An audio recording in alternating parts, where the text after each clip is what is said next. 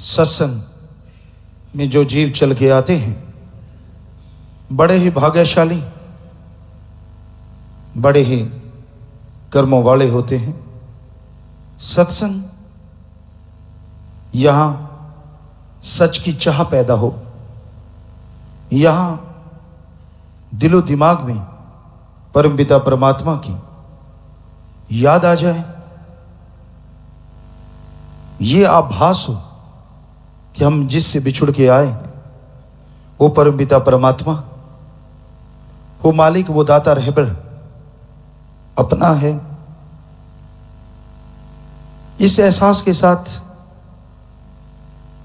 जब इंसान उसकी याद में बैठता है, जन्मों जन्मों के पाप कर्म धुल जाते हैं, अंत्यकरण में खुशियां आ जाती हैं, दिलो दिमाग का शीशा साफ होता है और मालिक के नूरी स्वरूप के दर्शन के काबिल इंसान बनता है। पाखंड ढोंग जो इंसान करता है वो सारा सत्संग सेवा सिमरन का फल गवा बैठता है। जो अपनी हस्ती बना लेते हैं वो कभी भी जिंदगी में मालिक को नहीं पा सकते।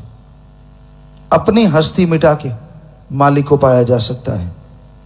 इस संसार में बहुत पाखंडवाद है, बहुत ढोंगी लोग हैं। आप किसी को भी देख के इज्जत करो, नारा लगाओ, बहुत बढ़िया है, लेकिन उससे ज्यादा अगर आप उसे भगवान या कोई ऐसा बना देते हैं तो आपकी बेड़ी में भी बट्टे डलते हैं, और जिसको आप बनाते हैं उसकी बेड़ी में तो वो खुद बट्टे डाल ही रहा है। इसलिए कभी ढोंग पाखंड में नहीं पड़ना चाहिए। साईं मस्ताना जी महाराज, शास्त्राम जी दाता रहबर, जिनका पवित्र जन्म महीना चल रहा है, यही समझाया करते, पाखंड से बचो, ढोंग ना करो। मालिक को पाने के लिए ढोंग दिखावा करना, अपने आप को मालिक से बहुत दूर करना है।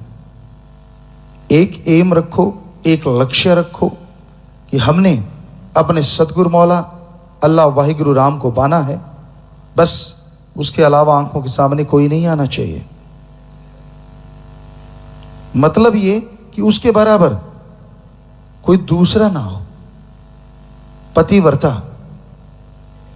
आजकल तो बातें रह गई हैं, युग इतना बदल गया है।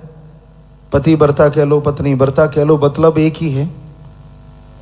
दोनों तरफ एक जैसा ही होना चाहिए, क्योंकि समाज पुरुष प्रधान है तो इसलिए यहां पतिव्रता ज्यादा चलता है। लेकिन हमारे वेद शास्त्र धर्मों में तो यही लिखा है, पतिव्रता पत्नी व्रता। तो इसी की आपको कई बार एक बात सुनाई है कि एक गुरसिक को, एक मुरीद को कैसा होना चाहिए। एक राजा पेड़ पौधों से बड़ी मोहब्बत करता था। बाग बगीचा लगाना, उसकी संभाल करना, कुदरत से बड़ा प्यार था, नेचर से। तो एक उसका बड़ का पेड़ था, आम के पेड़ थे, बहुत प्यार करता था। उनके पास जाके बैठता था, बातें करता था। तो एक वो सूख गया, आधा सूख गया, आधा हरा। बड़ी कोशिशें की, एग्रीकल्चर डिपार्टमेंट के उनके जो स्पेशलिस्ट थे उनसे कहा, किसी से वो पौधा हरा नहीं हुआ। उनके गुरु आ गए बादशाह के, तो बादशाह ने बातें की, लेकिन दिल में एक दर्द। कहने का, गुरु जी एक मेरी विनती है, एक प्रार्थना है। गुरु कहने के, बोल बेटा। कहने का, मेरा ये जो एक पेड़ है जिससे मैं बहुत मोहब्बत करता हूं, वैसे तो सभी पेड़ पौधों से करता हूं, पर इसके पास आके मैं बातें कर लेता हूं, दिल हल्का हो जाता है, लेकिन ये पेड़ सूख गया है आधा, मैं इसको हरा कैसे करूं। गुरु के वचन होते हैं, वो मालिक स्वरूप किसी तरीके से बहाना बनाते हैं। तो उन्होंने कहा, शिक्षा भी देनी होती है कि भाई कोई ऐसी औरत हो जो पतिव्रता हो, छोटा सा उसका बेटा हो, उसका अगर दूध पानी में मिला के छींटा दिया जाए तो ये पेड़ हरा हो सकता है, पता करो आप। बादशाह ने पता करवाया। कहला, गुरु जी आप ही बताओ। कहने लगे, नहीं आप पता करो, गांव में देखो। तो गांव में देखा तो औरत मिल गई। आई, वैसे किया। वो आई, उसने खुद दूध लिया, पानी में डाला और उसके छींटा दिया, क्योंकि उसी औरत ने डालना था, छींटा देना था। तो अगले दिन देखा औरत वहीं थी, पौधा हरा हो गया, लेकिन एक टहना मोटा सा सूखा रह गया। बादशाह ने देखा ये पेड़ सारा हरा होगा, कमाल होगी, लेकिन ये एक टहना बड़ा सा जो है वो सूखा क्यों है? कहने गुरुजी ये क्या है? गुरुजी मुस्कुराए, कहते बेटा उसी को बुलाओ। औरत आ गई, कहने लगे बोल बेटा ये दब्बा कैसे है? वो समझ गई, तो आंखों में आंसू आ गए। कहने लगे गुरुजी एक दिन धुंध थी, शाम का मौसम था, थोड़ा थोड़ा अंधेरा था, तो मैं अपने बच्चे को लिए खड़ी थी जो बड़े वाला है। तो मेरा ऐसे लगा दूर से कि इनके पापा आ रहे हैं, मेरे पति आ रहे हैं। तो मैंने अपने बेटे को कहा बेटा देख तेरे पापा आ रहे हैं काम धंधा करके। कहती मैं उसको यही समझती रही काफी देर तक। जब नजदीक आया तो उसी डील डॉल का वो कोई और आदमी था। मैं पसीने से नहा गई। ओह मैंने इसकी इतनी देर में इसके लिए क्या क्या सोच लिया। ओह मेरे से बहुत बड़ा गुनाह हुआ। तो हे गुरुदेव मेरा गुनाह वो क्षमा कर दीजिए, मैंने किसी को बताया नहीं था, ये भी मेरी गलती। पर कोई मिले बताने वाला जो क्षमा कर सके तभी बताऊं।